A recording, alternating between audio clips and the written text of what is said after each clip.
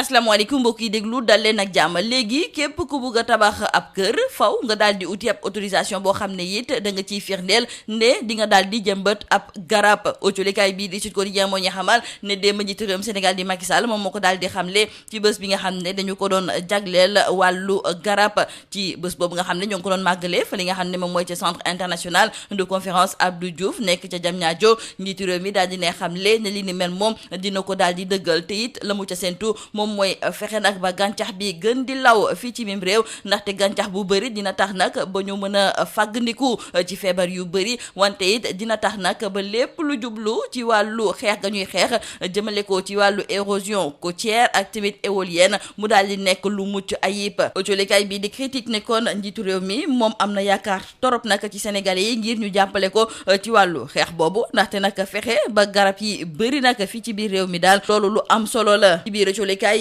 bii di waa Grand Place suñu naataango yi ne kon Macky fu mu nekk ni nag taxaw na temm ngir fexe nag ba Sénégal nekk ab dëkk boo xam ne daal dinañu fi nemmeeku ay garab yu bëri te it njiitu réew mi dafa tëral ab plan sax ngir li ni mel war a mën a nekk ba ca njëkk nag moom mooy indi ay yeesal ci wàllu code de la construction et de l'urbanisme rax ci dolli lépp lu jublu ci wàllu reboisement faw nag ku ci nekk daal di ci xar tànku tubéyam te it njiitu réew mi nee na pare na nag ngir gunge ci képp koo xam ne da nga cee bëgg a yëngatu réew mi quotidien ne ci bés boobu nga xam ne nag dañu ko doon jagleel wàllu garab démb njiitu réew mi ma nga woon fa li nga xam ne moom mooy ca CICAD nee na moom ci boppam sax dafa daal di sëgg daal di jëmbat benn garab ni ko Macky Sall defee autolikaay bi di réew mi quotidien la mu ca gis moom mooy ne dafa bëgg a wan ki nga xam ne de moom mooy Abdou Karim Sall nekk joriñ gu ñu dénk wàllu alam gi ne noonu la ñu koy defee ndaxte moom de keroog ba muy jëmbat garab dañu ko laal di lalal ab sijaada mu war cee mën a toog ñu daal di jukki léegi jëmale kon ci mbas bi di Covid 19 ndaxte démb ki nekkoon ganub émission bi di objection fii ci biir rajo Sud FM di professeur Moussa Seydi daal dinay ñëwaat ci fan yi yëpp nag la ñuy ruumanaat maanaam di wax ne ñii nga xam ne ñoom ñooy waa ministère de la santé yenn ci ay xayma yi nga xam ne dañu koy joxe am na lu bëri loo xam ne nag dañ ko ciy làq moom moomu nag di professeur Seydi daal dinay weddi li ni mel ma ngay xamle ne xayma yi ñuy joxe saa su ne ca ministère de la santé loolu la rax ci dolli tamit ñi nga xam ne ñoom ñooy ñàkk seen bakken ñoom lim boobu la ñu daal di jot kon amul benn làq-làq amul lenn loo xam ne nag dañu koy nëbb jëmale ko ci wàll gi ni mel moom di professeur Seydi ba léegi ci waxtaan nga mu seek ak Bayo Maxge daal di ne ñëwaat ci limu ñi nga xam ne nag ñoom ñooy ñàkk seen bakken mu daal di nemmeeku ne li ëpp ci ñoom laata nag ñuy ñëw foofu nga xam ne moom mooy ca bërëbu fajukaay yi day fekk nag feebar bi sonal leen mën leen torop rax ci dolli dañuy làq tamit yeneen feebar yoo xam ne bu ñu ko boolee ak mbas bi di Covid 19 moom moo leen di faral di faat autolikaay bi di laas tamit ma ngay ñëwaat ci kàddu yi nga xam ne moom la professeur Moussa Seydi daal di fësal ñëwaat kon ci limu ñi nga xam ne ñoom ñooy ñàkk seen bakken ci mbas bi ndaxte daal dañuy yéex a ñëw ci hôpital yi wante autolikaay bii di tribune la ko yéem moom mooy ne ci diirub ñeenti fan daal dinañuy nemmeeku ne cas communautaire yi bëri nañu nag ba jéggi dayoo ndaxte daal dinañuy lim ci lu tolloog ñaar téeméer yu tegal juróom-benn fukk ak juróom-benni cas communautaire mu am tamit ci lu tolloog fukk ak ñeenti nit yoo xam ne daal dinañuy ñàkk seen bakken autolikaay bii di tribune ne loolu yëpp nag la ko waral moom mooy ne ginnaaw tabaski bi dañoo nemmeeku kon ne cas communautaire yi ma ngay faf di bëri loolu nag moom moo tax ba ci wàllu feetub Assomption feetub 15 août bi nga xam ne moom la ñu dëgmal jàngu bi daal di woo ñi nga xam ne ñoom ñooy chrétien yi ngir ku ci nekk mu daal di toog sa kër bañ di dem ci beneen gox wala boog di dajaloo autolikaay bi di Vox Populi mi ngi ñuy xamal ne dañ doon laam-laamee di wax daal ne dina am ab messe boo xam ne dañu koy amal wante ñii nga xam ne ñoom ñooy prêtre yi ñoom daal di dañuy fësal ab communiqué ngir daal di weddi li ni mel di woo nag ku ci ne mu daal di toog sa kër wante ñii nga xam ne nag ñoom ñooy ndaw yi nga xam ne joriñ gu ñu dénk wàllu kaaraange bi réew mi di Aly Ngouille Ndiaye daf leen tere ñu dem ci plage yeeg ci géej yi dafa mel ni ne ñoom dégguñu nag woote googu ndaxte autolikaay bii di lii quotidien moo ñuy xamal ne ñaari fan ginnaaw ba Aly Ngouille Ndiaye fësale kàddu yi ni mel plage yu Dakar yaa ngi fees dell bay tuuru njiitu réew mi ma nga woon samedi bi ñu weesu fa li nga xam ne moom mooy ca Medina Baye ngir jébbal njaalam xalifa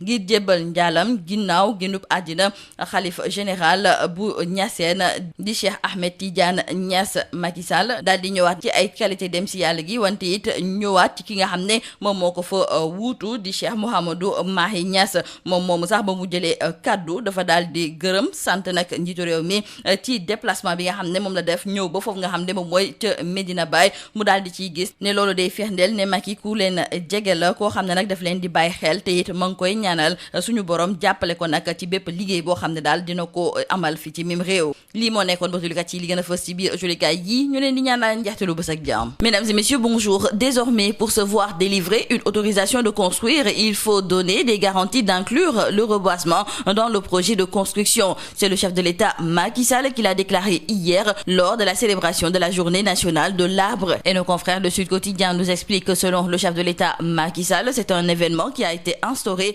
pour lutter contre la désertification et promouvoir par ailleurs la reforestation. Il s'agit aussi, estime le chef de l'État Macky Sall, de renforcer la biodiversité et les écosystèmes et lutter contre l'érosion côtière et éolienne. Dans le journal Critique, nos confrères nous rapportent également les propos du chef de l'État Macky Sall qui trouve que concernant la reforestation et le reboisement, l'enjeu est de taille car il faudra rehausser le niveau de la couverture végétale du Sénégal qui, après de longues années de sécheresse, fait face à une déforestation inouïe. Et on ne parle presque plus de feux de brousse car dans une partie du pays, il n'y a plus de savane, encore moins de forêt. Dans le quotidien Wa Grand Place, nos confrères nous parlent également du plan du chef de l'État Macky Sall pour un Sénégal vert. Et nos confrères citent les aménagements dans les codes de la construction et de l'urbanisme, l'obligation de reboiser pour obtenir un permis de construire. Et cette mesure sera accompagnée d'un suivi des plantations par le demandeur pour la survie des arbres. Et il faut dire qu'hier, lors de la célébration de cette journée, le chef de l'État Macky Sall a lui-même planté un arbre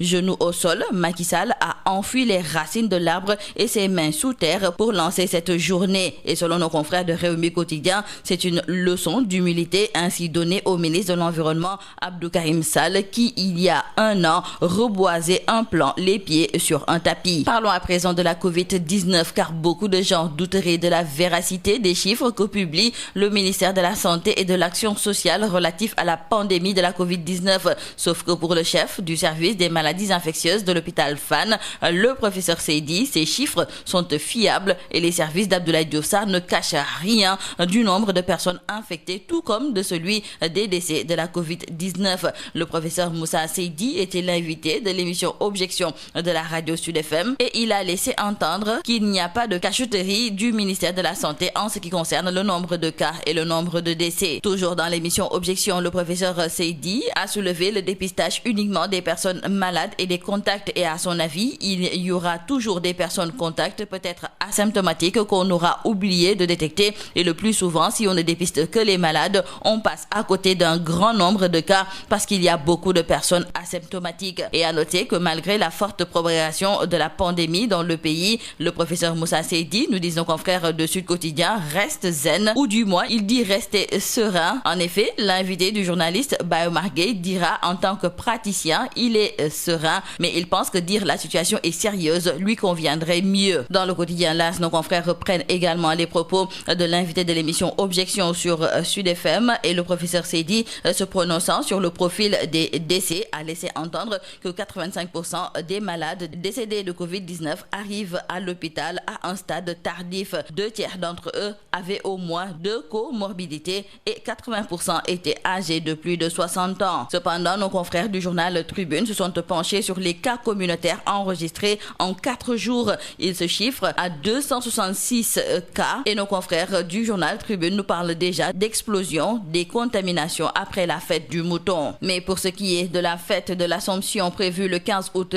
prochain, l'Église invite les fidèles chrétiens à éviter les rassemblements et déplacements habituels. Et dans un communiqué parvenu à nos confrères du journal Vox Populi, l'Église rappelle aux fidèles chrétiens que les messes avec la présence du peuple de Dieu demeurent interdites, contrairement à la lecture que beaucoup de fidèles s'étaient faite du dernier communiqué de l'Église sénégalaise. Ainsi donc, les prêtres ont tenu à apporter une précision de taille pour lever tout équivoque. L'Église demande aux fidèles de rester chez eux car ce qui prime, c'est la vie et la santé des personnes qu'il ne faut pas mettre en danger. Et pour ce qui est des plages, et ce 48 heures après le coup de colère du ministre de l'Intérieur, nos confrères de l'I Quotidien ont constaté que les plages ici à Dakar sont toujours bondées de monde. Ce qui fait dire à nos confrères que les jeunes défient encore l'autorité. Le chef de l'État Macky Sall était à Medina Baye samedi dernier pour présenter ses condoléances à la famille d'El Hadj Ibrahima Niass suite au rappel appel à Dieu du khalife général Cheikh Ahmed Tidiane Niasse. Selon nos confrères du quotidien Le Soleil qui nous en parle, le président de la République a magnifié les grandes vertus du défunt, de son successeur et de cette communauté de foi. Et le nouveau khalife général des Niassènes, Cheikh Mohamedou Mahi Niasse, a remercié le chef de l'État Macky Sall surtout pour cette marque de considération